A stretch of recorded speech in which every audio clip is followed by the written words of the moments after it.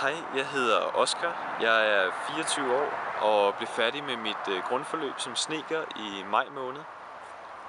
Da jeg var ved at være færdig, så fik jeg gennem en ven kontakt til Tom, som ejer firmaet Ali Wood Tailors på Hawaii,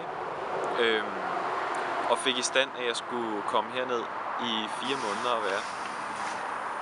Mit ophold her hos Ali Wood Tailors, det har givet mig en erfaring med amerikansk kultur, amerikansk hawaiiansk kultur, i forhold til hvad kunderne gerne vil have.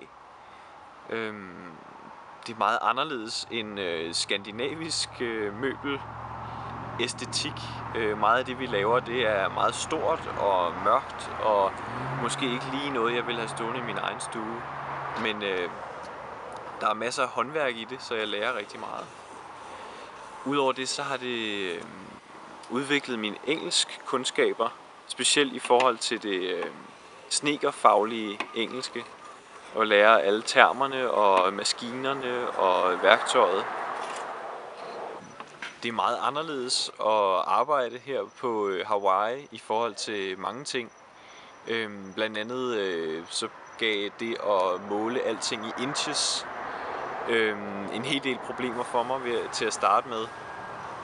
Så er der træet, som er anderledes end det jeg har arbejdet med på mit grundforløb.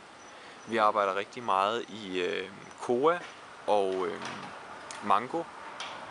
Specielt koa-træet er meget dyrt herovre og meget sjældent.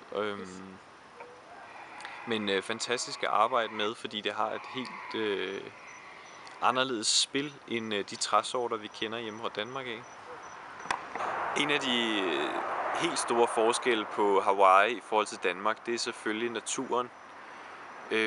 Der er nogle meget store forskelle på klimaet. For eksempel så er der forholdsvis køligt og tit ret overskyet heroppe på vulkanen, hvor jeg bor, og hvor Ali Wood Tailors ligger. Men efter arbejde, så kan man køre cirka en halv time ned til vandet, hvor der tit er en del varmere, omkring 30 grader, og så kan man snorkle og svømme med havskildpadder, og jeg har fået fortalt, at der også er delfiner, selvom jeg ikke har set nogen endnu. Så er der vegetationen. Der er mange frugter, som jeg aldrig har set eller smagt før, og det er fantastisk at kunne gå ud og plukke en banan til sin morgenmad.